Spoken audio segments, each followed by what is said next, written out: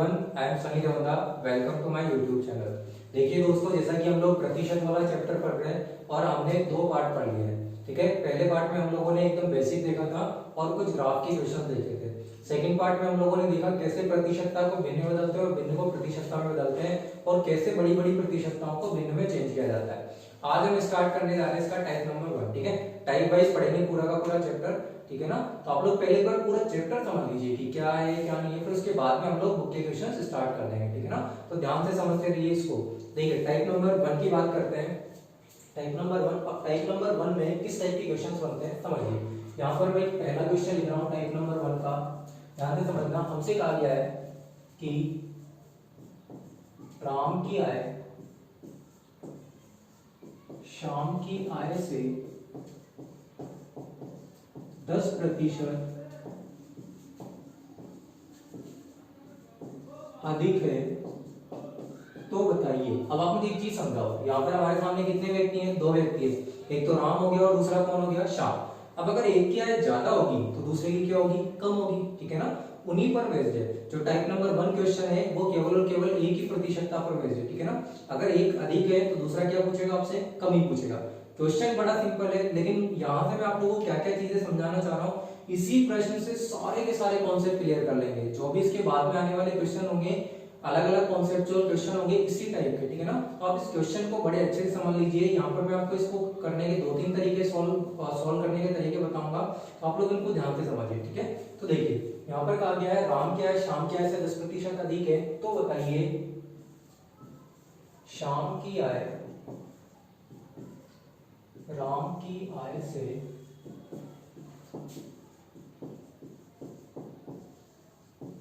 कितने प्रतिशत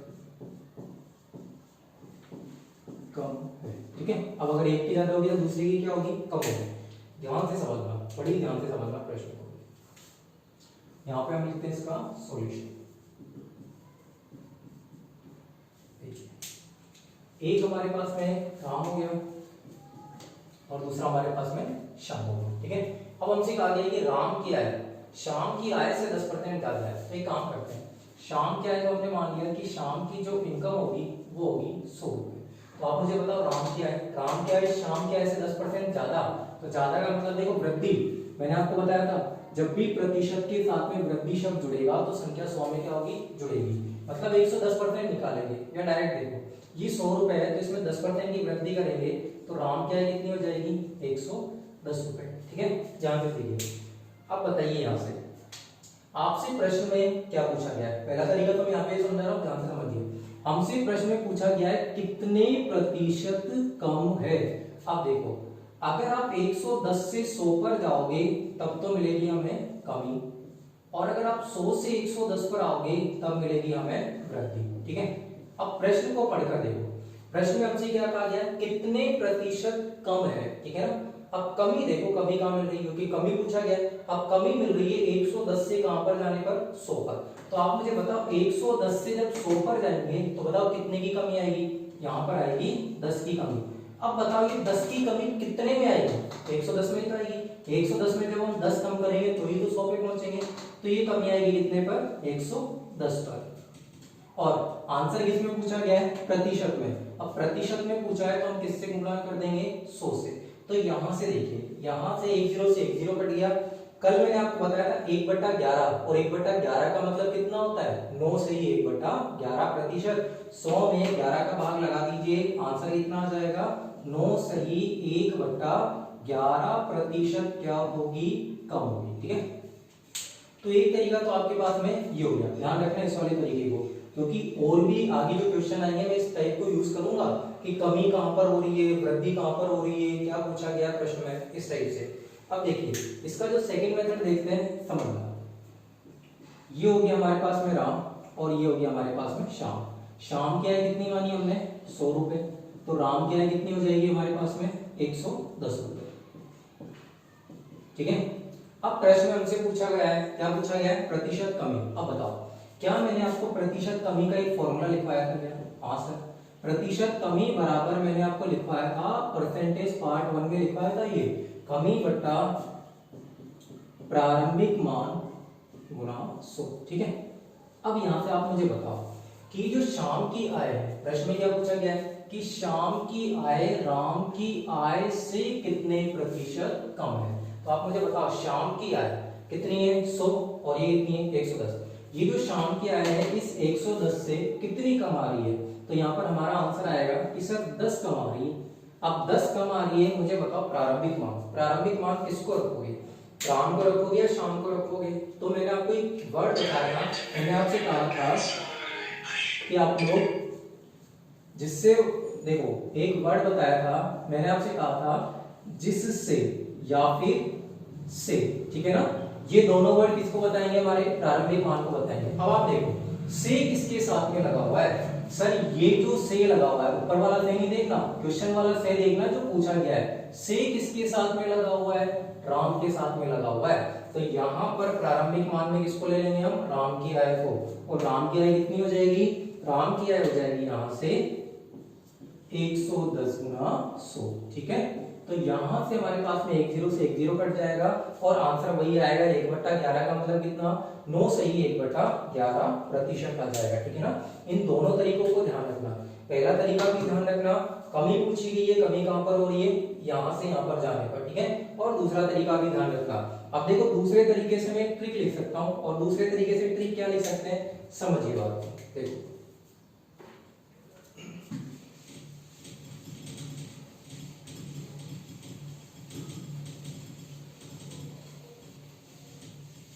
दूसरे तरीके से हम ट्रिक ये लिख सकते हैं, यहां से हमें देखने से क्या पता चला, ये जो ऊपर लिखा होता है, ये ऊपर लिखा होता है जो प्रश्न में दिया हुआ है। देखो प्रश्न में क्या दिया हुआ है, 10% वृद्धि, वृद्धि दी गई है।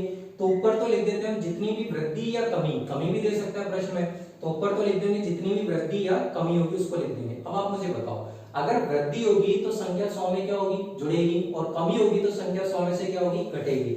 यहाँ पर आप मुझे बताओ अगर 10% की वृद्धि हो रही है तो संख्या क्या होगी, 100 में जुड़ेगी। अब जोड़ो, देखो 100 + 10 कितना आ जाएगा, 110। तो ध्यान रखना अगर ऊपर वृद्धि है तो नीचे संख्या 100 में जुड़ेगी, अगर ऊपर कमी है तो नीचे संख्या 100 में से घटेगी, और गुना किससे करेंगे, 100 से, क्योंकि आंसर किसमें चाहिए, प्रतिशत में। तो यहां से हमारे पास में जो ट्रिक निकल कर आई है वो क्या निकल कर आई है, सर ऊपर तो रहेगा हमारे पास में वृद्धि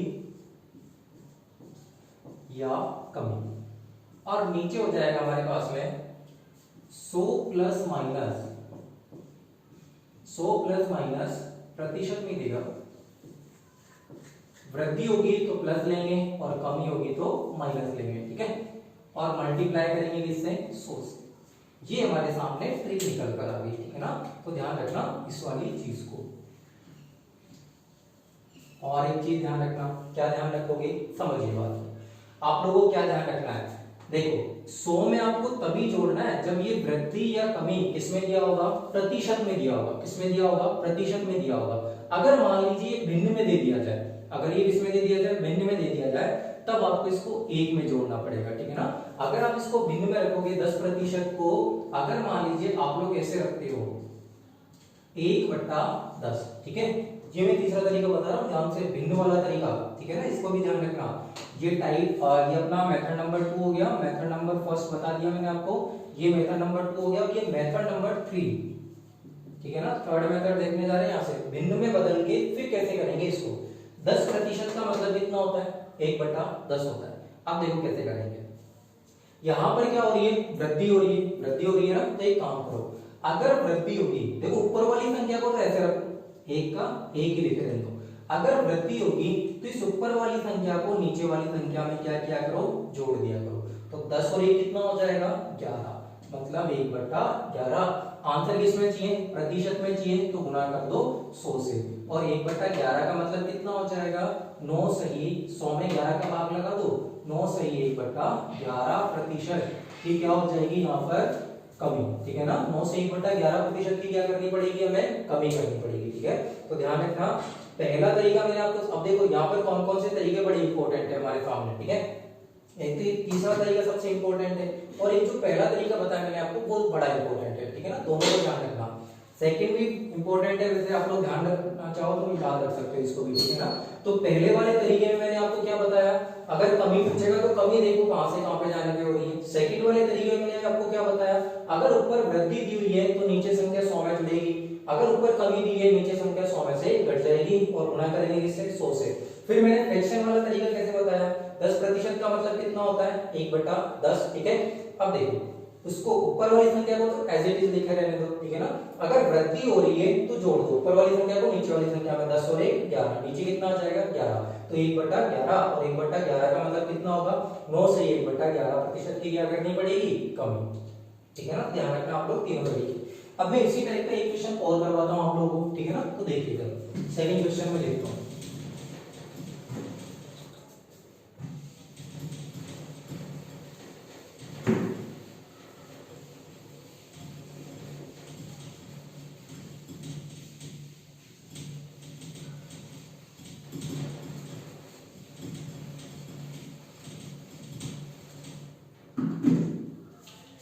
देखो क्वेश्चन नंबर 2 की बात करते हैं। क्वेश्चन नंबर 2 में हमसे ये कहा गया है कि मान लीजिए हमसे ये कहा गया है कि किसी आयत की लंबाई में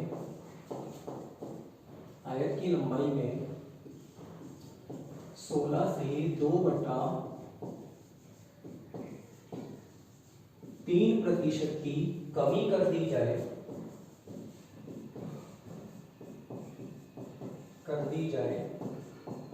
तो बताइए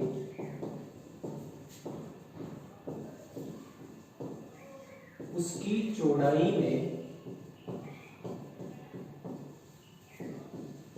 कितने प्रतिशत की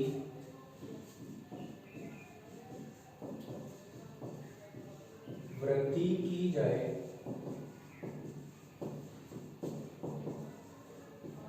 ताकि उसका क्षेत्रफल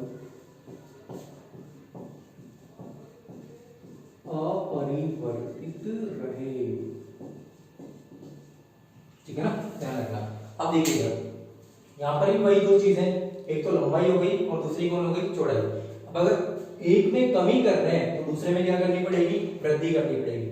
तो हमसे ये पूछा गया है कि इसकी चौड़ाई में कितने प्रतिशत की वृद्धि कर दी जाए, ठीक है। तो ध्यान से समझेंगे इस वाले क्वेश्चन को। अब आप मुझे ये बताइए, देखो सॉल्यूशन करते हैं इसका, ध्यान दीजिए।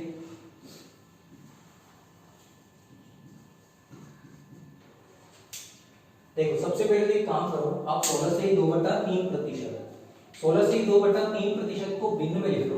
अब बताओ मुझे 16 से 2/3% को भिन्न में लिखेंगे तो कितना लिखेंगे, 1/6। अब मुझे बताओ 1/6 की क्या कर रहे हैं, कमी कर रहे हैं, ठीक है ना। अब भिन्न वाला जो तरीका मैंने सिखाया था आपको, भिन्न वाला तरीका मैंने कैसे सिखाया था, देखो दोनों मेथड इधर लिख देता हूं। पहला मेथड को जो भिन्न वाला तरीका सिखाया था टाइप, और मेथड नंबर 3 जो सिखाया था उसमें क्या सिखाया था मैंने आपको, अगर कमी होगी तो कमी होने का मतलब ध्यान रखना, ऊपर वाली संख्या को नीचे वाली संख्या में से क्या कर देंगे, घटा देंगे। ऊपर जितना भी लिखा हुआ है उसको लिखा रहेगा, और 6 - 1 कमी कर रहे हैं तो 6 - 1 कितना हो जाएगा, यहाँ पर 5 हो जाएगा, ठीक है। और गुणा किससे करेंगे, 100 से कर देंगे। तो 5 से काट दो, 1/5, 1/5 का मतलब कितना याद करवाएगा, 20%।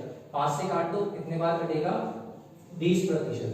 इसका मतलब हमें उसकी जो चौड़ाई होगी, चौड़ाई में कितने परसेंट की वृद्धि करनी पड़ेगी, 20% की वृद्धि करनी पड़ेगी। 1/6 की कमी तो क्या करना पड़ेगा, 1/5 की वृद्धि, और 1/5 का मतलब कितना होगा, 20%।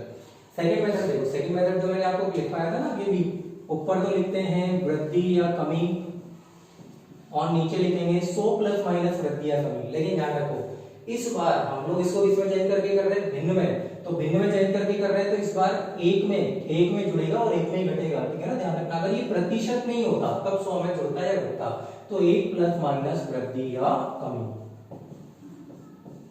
अब मुझे बताओ कमी कितने की हो रही है, 1/6 की, 1।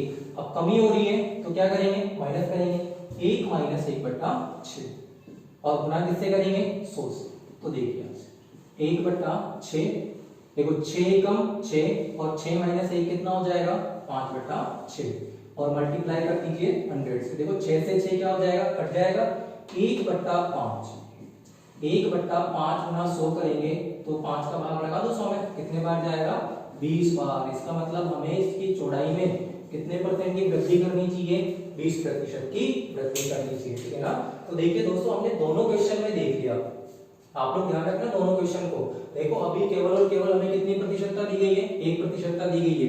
एक में वृद्धि होगी तो दूसरे में क्या करनी पड़ेगी, कमी करनी पड़ेगी, ठीक है ना। इसी टाइप के क्वेश्चन हमारे बनते हैं कि मान लीजिए आपसे कहा जाए कि कोई चावल के भाव में 12.5%, 12 से 1/2% की वृद्धि कर दी जाए तो एक महिला अपनी खपत में कितने प्रतिशत की कमी करे। अब देखो चावल के भाव में वृद्धि कर रहे हैं तो खपत में कितने प्रतिशत की कमी करे। आप मुझे बताओ कि 12.5%, इसको तो मिटा देते हैं, ठीक है ना, ये समझ में आ गया होगा आप लोगों के।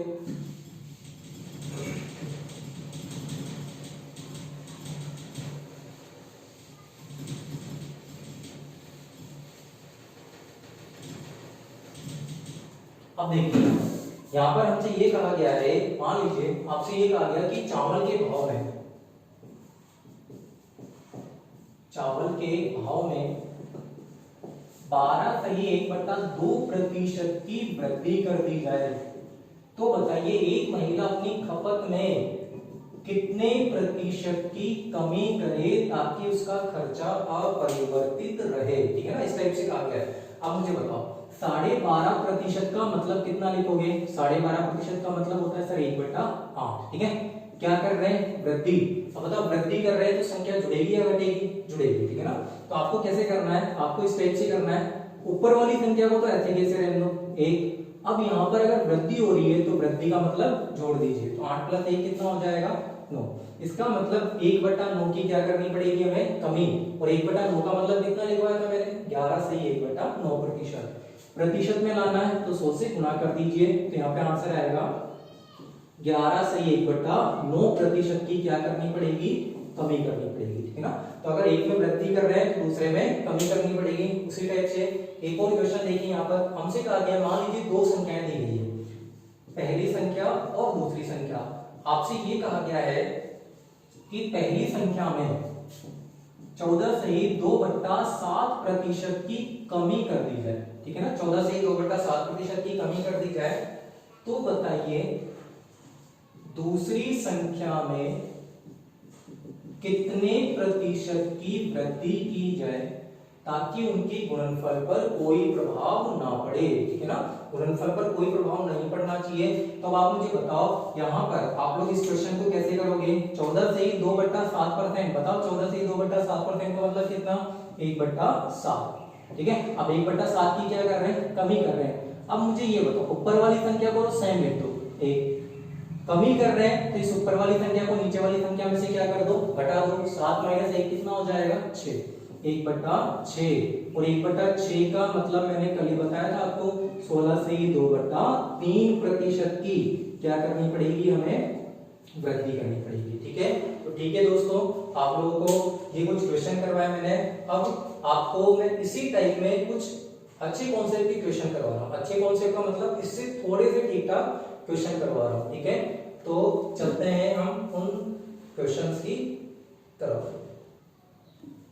देखिए दोस्तों आप लोगों के सामने क्वेश्चन लिखा हुआ है, चीनी की कीमत 30% घट गई, खपत में कितने प्रतिशत की वृद्धि की जाए कि खर्च में केवल 10% की कमी आए, ठीक है। ध्यान से समझना इसको, बड़े अच्छे तरीके से समझना। एक बार मैं तरीका समझा रहा हूँ इसका, दो मेथड से करेंगे इसको, ठीक है ना। तो जो दूसरा मेथड होगा ना उसको अपन अप्लाई करेंगे, ठीक है ना, हर क्वेश्चन पे, इसके बाद में आने वाले क्वेश्चंस पे। तो समझिए बात को, देखो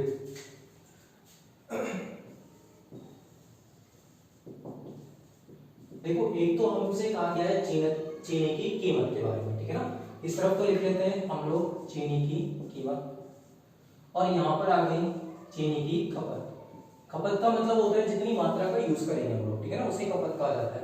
और इसके बाद में यहाँ पर हम लोग लिखेंगे नीचे इसका खर्चा, कि कुल खर्चा कितने का हुआ। यहाँ पर आपके सामने 4 ऑप्शंस भी लिखे हुए। अब कीमत की बात करते हैं। स्टार्टिंग में हमने ये मान लिया कि चीनी की जो कीमत थी वो हमने मान ली कि 100 रुपए प्रति किलोग्राम, ठीक है। अब चीनी की कीमत कितने प्रतिशत घट गई, 30% घट गई। अब 30% घटने का मतलब बताओ मुझे कितनी बचेगी, 70 बचेगी, क्योंकि 30% की क्या हो गई, कमी हो गई। इसका मतलब पहले 1 किलोग्राम चीनी मिलेगी 100 रुपए में, अब वही 1 किलोग्राम चीनी मिलेगी कितने में, 70 रुपए में, ठीक है। अब आगे चलते हैं, आगे क्या कहा गया है, आगे हमसे ये कहा गया है खपत में कितने प्रतिशत की वृद्धि की जाए। कैसे मानते हैं, कि स्टार्टिंग में उसने 1 किलोग्राम चीनी खरीदी। अब मुझे बताओ, अगर उसने स्टार्टिंग में 1 किलोग्राम चीनी खरीदी तो उसका खर्चा कितना होगा? 100 रुपए, क्योंकि 1 किलोग्राम ही तो खरीदी, खर्चा होगा उसका 100 रुपए। अब हमसे ये वाली खपत, अगर हमें ये पता चल जाए कि जो बाद वाली खपत होगी वो कितनी होगी, तो फिर हम यहाँ से इसकी प्रतिशत वृद्धि या फिर कमी निकाल पाएंगे। अब देखते हैं आगे किसकी बात कर रहा है, खर्चे की बात कर रहा है कि खर्च में केवल 10% की ही कमी आए। अब आप मुझे बताओ, अगर पहले खर्चा 100 रुपए है तो बाद में खर्चा कितना? 10% कम। कम का मतलब कितना होगा? 90 रुपए। कितना हो जाएगा? 90 रुपए। अब आप मुझे बताओ, ये भी बात की बात, 1 किलोग्राम चीनी कितने मिल रही थी? 70 रुपए में। तो हमें ये निकालना है कि 90 रुपए में कितनी चीनी मिलेगी। तो ध्यान से देखिए, यहाँ पर 70 रुपए में मिल रही है हमें 1 किलोग्राम चीनी। तो बताओ 90 रुपए में कितनी मिलेगी चीनी हमें? यहां से मिलेगी 1/70 गुना 90। 1 0 से 1 0 कट जाएगा, मतलब कितना आ जाएगा? 9/7 किलोग्राम। ठीक है, अब हमें क्या करना है, हमसे प्रश्न में पूछा गया है इस खपत के ही बारे में कि इस खपत में कितने प्रतिशत की वृद्धि करनी पड़ेगी, प्रतिशत में पूछा गया है। ठीक है ना, तो अब आप मुझे ये बताओ, पहले कितनी किलोग्राम खरीद रहे थे? 1 किलोग्राम। बाद में कितनी खरीद रहे हैं? 9/7 किलोग्राम। ठीक है, अब ये देखो प्रतिशत में आंसर पूछा गया है ना हमसे, खपत में कितने प्रतिशत की वृद्धि की जाए। प्रतिशत वृद्धि या फिर कमी बोलता है तो आप अनुपात में भी ले सकते हो। ठीक है ना, क्योंकि ऊपर वृद्धि या कमी आएगा, नीचे प्रारंभिक मान आएगा तो वो कट जाता है। ठीक है ना, तो आप देखिए, जैसे ये लिखा हुआ है 1 किलोग्राम और ये लिखा हुआ है 9/7 किलोग्राम, तो आप 7 को इधर ले आइए। ठीक है, तो ये तो मान लिया कि हमने प्रारंभ में वो खरीद रहा था 7 किलोग्राम, तो बाद में कितना खरीदेगा? 9 किलोग्राम। ठीक है, अब बताओ, ये खपत हो गई, पहले तो वो 7 किलोग्राम खरीद रहा था, बाद में कितनी खरीद रहा था? 9 किलोग्राम। 7 से 9 पर जाएंगे तो बताओ वृद्धि होगी या फिर कमी होगी? वृद्धि होगी। और कितने की वृद्धि होगी? 2 रुपए की वृद्धि होगी। ठीक है, तो मैं इसको यहाँ पे ऊपर लिख देता हूँ, यहाँ पर वृद्धि होगी 2 रुपए की। ठीक है ना, 2 किलोग्राम की वृद्धि होगी। ठीक है, अब 2 किलोग्राम की वृद्धि, ये वृद्धि कितने में होगी? 7 में होगी। कितने में होगी? 7 में। ठीक है, तो 2/7। आंसर चाहिए प्रतिशत में, तो किससे गुणा करोगे? 100 से। अब कल ही मैंने आपको ये वाली चीज समझाई थी, 1/7 का मतलब कितना होता है? 14 सही 2/7%। तो बताओ 2/7 का मतलब कितना लिखवाया था मैंने? 28 सही 4/7%। और 28 सही 4/7% की क्या हो जाएगी? यहाँ पर वृद्धि होगी। ध्यान रखना, खपत में 7 इधर चला गया, 9 उधर चला गया, तो यहाँ पर हमारा जो आंसर आएगा, अगर आपको याद नहीं है तो आप ऐसे भी कर सकते हो, 2 गुना 100 कितना हो जाएगा? 200। और 200 में जैसे ही 7 का भाग लगाओगे तो हमारा आंसर आएगा 28 सही 4/7% की क्या होगी? यहाँ पर वृद्धि होगी। तो कौन सा ऑप्शन जाएगा हमारा? C option. कौन सा ऑप्शन जाएगा? C option. ठीक है, देखो मैंने आपको पहला मेथड सिखाया है, आपको पूरा का पूरा ये मेथड सिखाया, पहला मेथड आपको बताया। ठीक है, अब मैं आपको इसी का एक दूसरा तरीका एक और सिखाने जा रहा हूँ, उसी दूसरे तरीके को यूज करेंगे आगे वाले प्रश्नों में। ठीक है, अब ये पूरा अच्छे से मैंने एक्सप्लेन करके समझाया आपको। ठीक है ना, ध्यान रखना इस वाले प्रश्न को। मैं एक बार फिर से रिवाइज कर देता हूँ। देखो, कीमत की अगर बात की जाए तो पहले इसकी कीमत हमने मान ली 100 रुपए प्रति किलोग्राम, तो बाद में हमने क्या कर दिया? 30% क्या हो गई? घट गई, मतलब कितनी बचेगी? 70 रुपए प्रति किलोग्राम। अब हमने खपत मान ली, खपत का मतलब कितनी मात्रा का यूज किया जाता है। खपत हमने मान ली कि पहले वो 1 किलोग्राम मात्रा का यूज कर रहा है। खर्चे की बात करते हैं, खर्चे में कहा गया खर्च में केवल 10% की कमी है। यहाँ पर नीचे खर्चा लिख दिया हमने, खर्चा प्रारंभ में मान लिया कितना है? 100 रुपए। अब 10% की कमी आने का मतलब कितना होगा? खर्चा 90 रुपए हो जाएगा। ठीक है, अब आप मुझे ये बताओ, बाद की बात करते हैं, 70 रुपए में पहले वो खरीद रहा था 1 किलोग्राम चीनी, तो बताओ अब 90 रुपए में, क्योंकि खर्चा तो 90 का ही कर रहा है, 90 रुपए में कितने किलोग्राम खरीदेगा? 1/70 गुना 90 कट जाएगा यहाँ से, मतलब 9/7 किलोग्राम। ठीक है ना, अब पहले वो खरीद रहा था 1 किलोग्राम, बाद में वो खरीद रहा है 9/7 किलोग्राम चीनी। ठीक है, इस 7 को इधर ले आओ, इसका मतलब 7 किलोग्राम तो पहले खरीद रहा था और 9 किलोग्राम बाद में खरीद रहा था। कितने की वृद्धि होगी? 2 किलोग्राम की। कितने पर होगी? 7 पर होगी, और गुना किससे कर देंगे? 100 से। और 2/7 का मतलब कितना होगा? 28 से 4/7% की क्या हो जाएगी? उसके खर्चे में वृद्धि हो जाएगी। ठीक है, अब देखते हैं इसका दूसरा तरीका। देखिए,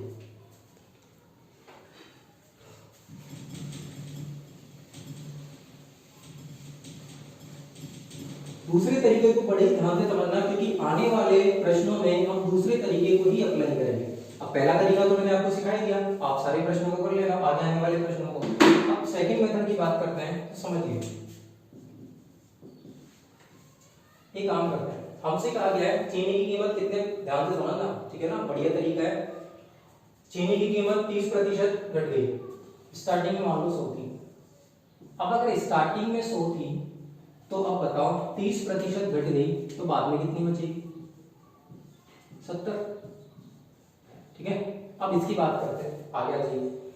खर्च में केवल 10% की कमी आई, ठीक है। अब खर्च मान लो पहले 100 था तो बाद में कितना हो जाएगा, 90।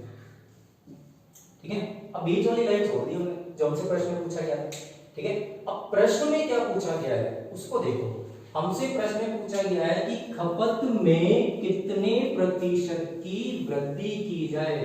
क्या पूछी गई है हमसे प्रश्न में, वृद्धि, ठीक है ना, क्या पूछी गई है, वृद्धि। अब आप मुझे ये बताओ, इस 100 को तो हटा दो, 100 को तो अलग हटा दो, आप मुझे बताओ वृद्धि 70 से 90 पर जाने पर वृद्धि होगी या फिर 90 से 70 पर जाने पर वृद्धि होगी, ठीक है, बताया था ना अभी। तो मुझे बताओ 70 से जब मैं 90 पर जाऊंगा तभी तो वृद्धि होगी, अगर 90 से 70 पर जाएंगे तब क्या मिलेगी, हमें कमी मिलेगी, ठीक है। अब हमसे प्रश्न में क्या पूछा गया है, वृद्धि पूछी गई है, तो ध्यान रखना आपको 70 से कहां पर जाना है, 90 पर जाना है। बताओ कितने की वृद्धि होगी, 20 की, और ये 20 की वृद्धि कितने पर होगी, 70 पर होगी, ठीक है ना। और आंसर हमें चाहिए प्रतिशत में, तो गुना किससे करोगे, 100 से करोगे, ठीक है। देखिए वही आंसर आ गया हमारा, ठीक है ना। देखो 1 0 से 1 0 क्या हो जाएगी, कट जाएगी, और 2/7 का मतलब कितना होता है, 28 सही 4/7% की क्या होगी, वृद्धि होगी, ठीक है ना। तो आप इस वाले कॉन्सेप्ट को ध्यान रखना, ठीक है, अच्छा तरीका है। अब ध्यान से सुनिए, यहाँ पर ये जो नीचे वाली चीज होती है ना, इस नीचे वाली चीज को कहा जाता है प्रारंभिक मान, या फिर इसको हम कह सकते हैं प्रारंभिक खपत, ठीक है। और इस ऊपर वाली चीज को कहा जाता है खपत में वृद्धि या कमी, खपत में वृद्धि या फिर कमी। देखो जैसे हमने 1 0 से 1 0 काट दिया, तो जैसे हमने मान लिया कि प्रारंभिक खपत कितनी थी, 7। अब अगर प्रारंभिक खपत 7 है, ठीक है, अब क्वेश्चन में क्या हो रही है, खपत में वृद्धि हो रही है, इसका मतलब ये जो 2 लिखा हुआ है वो 2 क्या होगी, वृद्धि होगी। तो खपत में वृद्धि कितने की होगी, 2 की। तो मुझे बताओ नई खपत कितनी होगी, अब नई खपत होगी, अगर ये वृद्धि हो रहा है तो जोड़ दो, 7 + 2 कितना हो जाएगा, 9 हो जाएगा, ठीक है ना। तो आप इस वाले कॉन्सेप्ट को भी ध्यान रखना, नीचे वाले को कहा जाता है प्रारंभिक खपत, ऊपर वाले को कहा जाएगा खपत में कितने की वृद्धि हुई, और अगर वृद्धि हो रही है तो जोड़ेंगे तो 7 और 2 9 क्या आ जाएगी, आपकी नई खपत आ जाएगी। देखो इससे पहले वाले तरीके में यही आ रहा था सेम, प्रारंभिक खपत कितनी आ रही थी, 7 की, और नई खपत कितनी आ रही थी, 9 की आ रही थी, 9 किलोग्राम की, ठीक है ना। तो ध्यान रखना आप लोग इस वाली चीज को, ठीक है ना, इस वाले कॉन्सेप्ट को भी ध्यान रखना। अब मैं आगे आने वाले जो भी प्रश्न होंगे उसमें इस सेकंड मेथड को अप्लाई करूंगा, ठीक है ना, ध्यान रखना इस वाली चीज को। तो अब देखते हैं सेकंड क्वेश्चन को। देखिए दोस्तों आप लोगों के सामने ये रहा नेक्स्ट क्वेश्चन, ठीक है ना। अब ध्यान रखना जो मैंने तरीका सिखाया उसी टाइप से करेंगे, ठीक है। और नीचे तो क्या होती है हमारी प्रारंभिक खपत, ऊपर क्या होती है, खपत में जितनी भी वृद्धि या कमी होगी तो नीचे वाली संख्या में से घटा देंगे, वृद्धि होगी तो नीचे वाली संख्या में जोड़ देंगे, और ऐसा करने से हमें नई खपत मिल जाएगी, ठीक है ना। अब देखिए यहाँ पर प्रश्न की बात करते हैं, चीनी की कीमत में 20% की वृद्धि होगी। सबसे पहले स्टार्टिंग में कितना मान लोगे, कि हमने मान लिया कि 100 थी, चीनी की कीमत कितनी मान ली, 100, ठीक है ना, 100 रुपए प्रति किलोग्राम। अब कहा गया 20% की वृद्धि, अब बताओ 20% की वृद्धि होगी तो कितना लिखेंगे, 120 रुपए।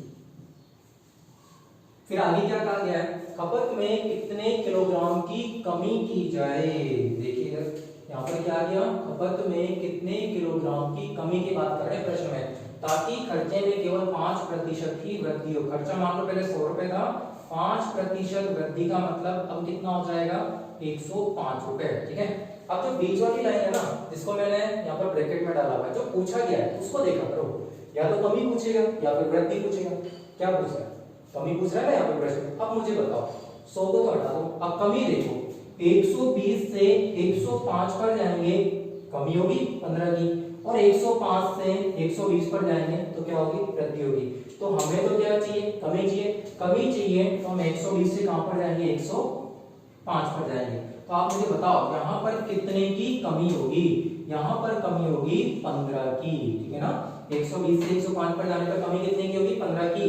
अब ये 15 की कमी किसमें होगी? 120 में ही तो होगी। 120 से 105 पर जाके 15 की कमी होगी कितने पर? 120 पे, ठीक है ना। अब अगर आंसर प्रतिशत में चाहिए तो हम गुणा करेंगे इससे 100 से, लेकिन आंसर हमें प्रतिशत में नहीं चाहिए, आंसर हमें चाहिए किलोग्राम में, मात्रा में चाहिए। तो इस बार 100 से गुणा मत कीजिए। देखो चारों के चारों ऑप्शन मात्रा में दिए हुए, तो आप क्या करो, यहां से अगर ये कट रहा है तो काट दो, 15 एकम 15, 15 अट्ठे 120, ठीक है। ये जो 8 होगा, आप मुझे बताओ, ये जो 8 होगा, इस 8 को क्या नाम देंगे हम? ये हमारा होगा प्रारंभिक खपत।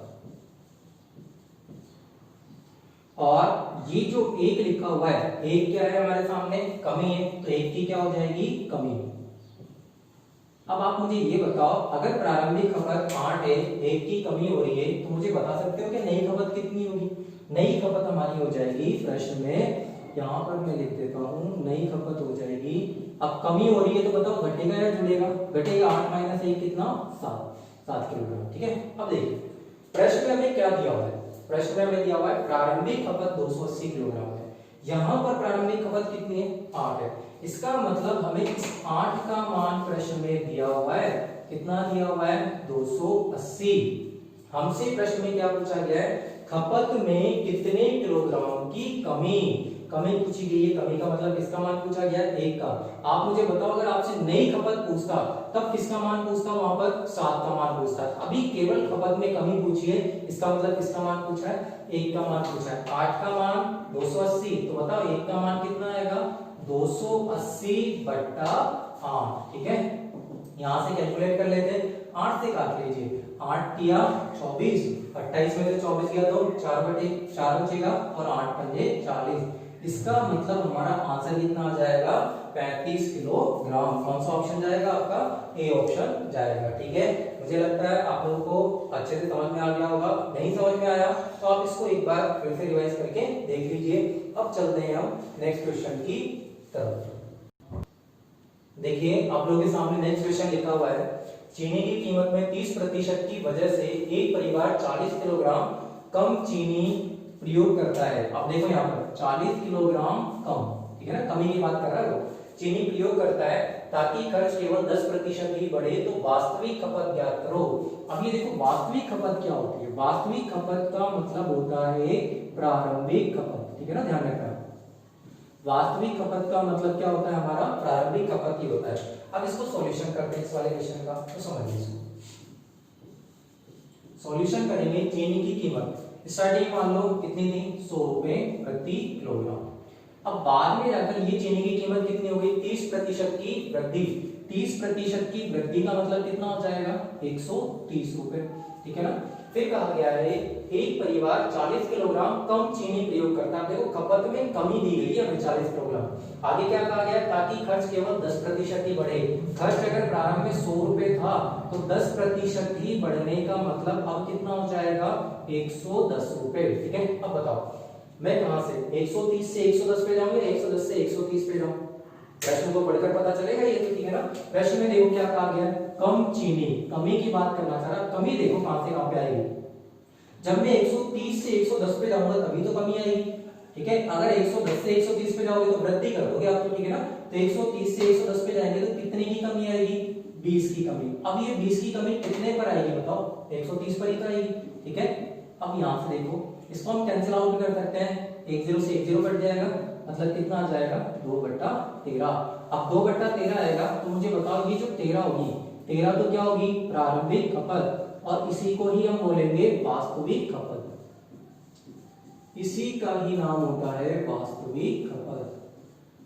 ऊपर वाला क्या होगा? ऊपर वाला हो जाएगा, प्रश्न में क्या बोल रहा है? कम बोल रहा है, इसका मतलब ये दिया हुआ है खपत में कमी।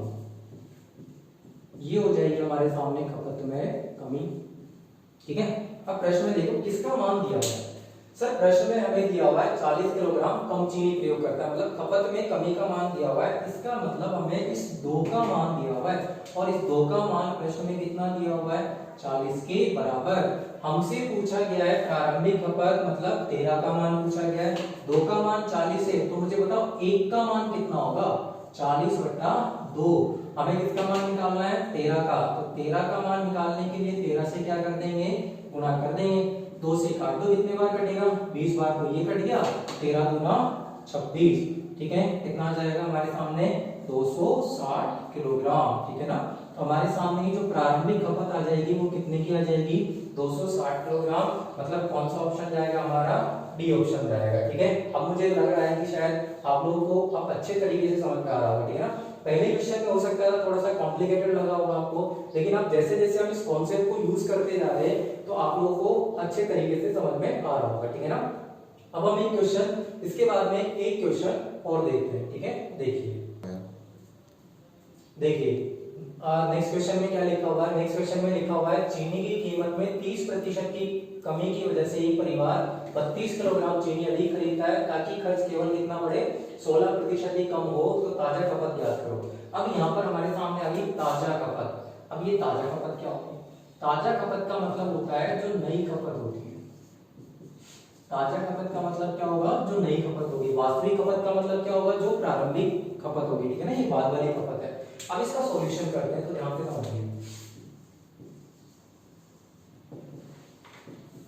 सॉल्यूशन में क्या करना है, चीनी की कीमत में 30% की कमी है। स्टार्टिंग में मान लो कि चीनी की कीमत थी 100 रुपए प्रति किलोग्राम। अब 30% की कमी मतलब कितनी रह जाएगी? 70 रुपए प्रति किलोग्राम। अब हमसे कहा गया 30% की कमी की वजह से एक परिवार 32 किलोग्राम चीनी अधिक खरीदता है। देखो अधिक आ गया ना, मतलब वृद्धि की बात करना चाह रहे हैं वो, ठीक है ना। अधिक खरीदता है ताकि खर्च में केवल 16% की ही कमी हो। अब खर्च पहले कितना था? 16% कमी कर रहे हैं, कमी का मतलब 100 से घटेगा, मतलब कितना हो जाएगा 84 रुपए। अब इस 100 को तो हटा दो। अब बताओ यहाँ पर हमें क्या चाहिए? इस बार वृद्धि चाहिए, तो बताओ वृद्धि 84 से 70 पर जाने से आएगी या 70 से 84 पर जाने पर आएगी? इस बार वृद्धि 70 से 84 पर, तभी तो वृद्धि मिलेगी हमें, ठीक है। और कितने की वृद्धि होगी? 70 से 84 पर जाएंगे तो हमें 14 की वृद्धि मिलेगी। अब बताओ ये 14 की वृद्धि कितने में होगी? 70 में ही होगी। 70 में 14 की वृद्धि करेंगे तभी तो 84 पर पहुंचेंगे। 14/70, यहाँ से कैंसिल आउट कर लो इसको। 14 एकम 14, 14 पंजे 70, ठीक है। ये जो 5 होगा, ये 5 तो क्या कहलाएगा हमारा? ये तो कहलाएगी हमारी प्रारंभिक खपत। और ये जो 1 होगा, 1 क्या होगी हमारे सामने? वृद्धि दी गई है खपत में, इसका मतलब ये हो जाएगी खपत में वृद्धि। तो आप मुझे बताओ यहां से जो नई खपत होगी वो नई खपत कितनी होगी? यहाँ पे देखो वृद्धि आ रही है, तो वृद्धि का मतलब संख्या जुड़ेगी या घटेगी? जुड़ेगी। तो 1 + 5 कितना हो जाएगा? 6। तो यहाँ पर जो नई खपत आ जाएगी वो कितनी आ जाएगी हमारे सामने? 6 आ जाएगी। अब देखो यहाँ पर प्रश्न की बात करते हैं। प्रश्न में किसका मान दिया हुआ है? प्रश्न में 32 किलोग्राम चीनी अधिक खरीदता है, मतलब खपत में वृद्धि दी गई है हमें, और कितने की दी गई है? 32। यहाँ पर वृद्धि कितने की हो रही है? 1 की। इसका मतलब इस 1 का मान दिया हुआ है प्रश्न में 32 के बराबर। हमसे नई खपत पूछी, नई खपत का मतलब किसका मान पूछा गया है? 6 का। अगर 1 का मान 32 के बराबर है तो बताओ 6 का मान किसके बराबर होगा? 32/1 या फिर गुना 6 कर देते हैं यहाँ से। जैसे आप गुना करोगे तो 6 दूना 12, 6 × 18 और 1 19। इसका मतलब आंसर कितना आएगा? 192 किलोग्राम। इसका मतलब हमारी ये जो खपत होगी वो खपत कितनी हो जाएगी? 192 किलोग्राम। नई खपत हो जाएगी हमारी 192 किलोग्राम। ये ऑप्शन जाएगा, ठीक है। अगर मान लो इसी प्रश्न में हमसे प्रारंभिक खपत पूछता तो प्रारंभिक खपत का मतलब किसका मान निकाल देते हैं? हम 5 का मान निकाल देते हैं, ठीक है। तो ये थे दोस्तों हमारे टाइप 1 के क्वेश्चन। आई होप कि आप लोगों को समझ में आया होगा। ये सारा का सारा टाइप 1 के क्वेश्चन जितने भी थे वो सारे समझ में आए होंगे, ठीक है। टाइप 1 में हम लोगों ने क्वेश्चन देखे, पहले तो 1% दी गई थी, फिर इस टाइप के क्वेश्चन देखे कि कीमत में वृद्धि कर दे, खर्चे में भी कमी कर दे या वृद्धि कर दे, और खपत की बात कर ले। तो इस टाइप के जितने भी क्वेश्चन थे वो मैंने आपको करवा दिए, ठीक है ना। पहले क्वेश्चन इस टाइप का जो पहला क्वेश्चन था उसमें मैंने आपको 2 तरीके बताए थे। पहले मेथड से भी आप लोग इन क्वेश्चंस को कर सकते हो, अदरवाइज ये सेकंड मेथड आप लोग ध्यान रखना, बड़ा ही अच्छा तरीका है, ठीक है। और थोड़ा सा देख लेना, कई बार क्या होता है कैलकुलेशन मिस्टेक हो जाती है, तो आप लोग देख लिया करो। क्या है कि जैसे ही वीडियो रिकॉर्ड करते हैं तो मैं अपलोड कर देता हूँ, एडिटिंग वगैरह कुछ नहीं करता हूँ, ठीक है ना। तो आप लोग एक बार देख लिया करो कि कहीं पे कुछ भी उल्टी सीधी संख्या लिख जाती है तो आप लोग खुद से सही कर लिया करो, ठीक है। तो मुझे लगता है आज का सेशन आप लोग को बड़ा ही पसंद आया होगा। अब टाइप नंबर 2 की बात करेंगे। जैसे मान लीजिए कि आ जाए हमारे पास में क्षेत्रफल वाले क्वेश्चन, आयतन वाले क्वेश्चन आ जाए, और जब हमें प्रश्न में एक से ज्यादा प्रतिशतताएं दे दी जाए, 2 दे दी जाए, 3 दे दी जाए, ठीक है, आए वेब पर आधारित प्रश्न आ जाए, इस टाइप के जो भी क्वेश्चन होंगे, अब हम धीरे धीरे बढ़ते हुए चलेंगे अपने क्वेश्चंस की तरफ। और एक बार जैसे ही आप लोग धीरे धीरे सारी चीजों के बारे में जान लोगे, फिर हम लोग अपने क्वेश्चंस पे आएंगे, बुक के जो भी क्वेश्चंस थे वो सारे क्वेश्चंस को डिस्कस करेंगे, प्लस धीरे धीरे लेवल को उठाते हुए चलेंगे। अभी मैं ऐसा आपको कोई भी टफ लेवल का क्वेश्चन नहीं करवाऊंगा, पहले आप लोगों को बेसिक क्लियर करूंगा, ठीक है ना, आप लोगों की फाउंडेशन तैयार हो जाए एक बार परसेंटेज में, फिर आप लोगों को सारे कॉन्सेप्ट एक बार आप जितनी भी वीडियो होंगी परसेंटेज की वो एक बार देख लेना, फिर आपके सारे कॉन्सेप्ट क्लियर हो जाएंगे, आप किसी भी एग्जाम के क्वेश्चन कीजिए वो सारे आप लोगों से होने लग जाएंगे। ठीक है दोस्तों, आज के लिए इतना ही रखते हैं। थैंक यू दोस्तों।